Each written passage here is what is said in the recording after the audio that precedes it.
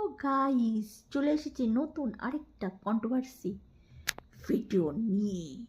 যারা আমার এই চ্যানেলটাকে দেখছো, আমার কথা শুনছো, প্লিজ তারা আমার চ্যানেলটাকে সাবস্ক্রাইব করে দেবে, বেল নোটিফিকেশনটাকে অন করে দেবে প্যাট।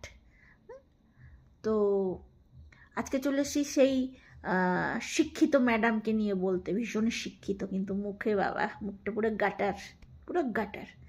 তো সেই হঠাৎ করে লাইভে চলে এসেছে। লাইভে এসে বিশাল কিছু একদম উদ্ধার করে দিল, সত্য কথা বলে ফেললো। আবার বলছে কি, যদিও আমি এগুলো কানে শুনিনি, শোনা কথার ওপরে এত কিছু। আমরাও তো কত কিছু শুনেছিলাম, ও শিক্ষিত দিদি, আমরাও তো কত কিছু শুনেছিলাম। কি করবো বলো তো, আজও পর্যন্ত সেই ক্যারেক্টার সার্টিফিকেটটা আমরা আজও দেখতে পেলাম না, যে তুমি পরিষ্কার সাফ। এখনও মানে কি বলবো, সেইটা ওয়াইটির বাজারে ঘোরাঘুরি করছে। ইতিহাস সাক্ষী আছে। এই কিছু কিছু মেয়েগুলো, কন্ট্রোভার্সি ক্রিয়েটারগুলো অন্যের চরিত্র নিয়ে খুব কথা বলে, কিন্তু এদেরও কিন্তু বড় কলঙ্ক পেছনে লাগানো আছে। একটা মানুষ যে নিজের বাবা মারকে সেবা করার জন্য একবার বরের ফ্ল্যাট, একবার বাবার বাড়ি, বরের ফ্ল্যাট একবার বাবার বাড়ি, কুত্তার দৌড়চ্ছে। কুত্তা যেরকম দৌড়ায় হাঁপাতে একবার এখানে একবার ওখানে, একবার এখানে খেতে যাচ্ছে একবার ওখানে খেতে যাচ্ছে, মানে কুত্তার দৌড়চ্ছে। তারাই আবার এসে অন্যের বাবা মাকে বলছে সে নাকি রেশনের চালের ভাত খায়। আচ্ছা, রেশনের চালের যদি কেউ ভাত খায়, করোনার সময় অনেকেই খাইছে রেশনের চালের ভাত, সেটা কি সত্যি কোনো অন্যায়?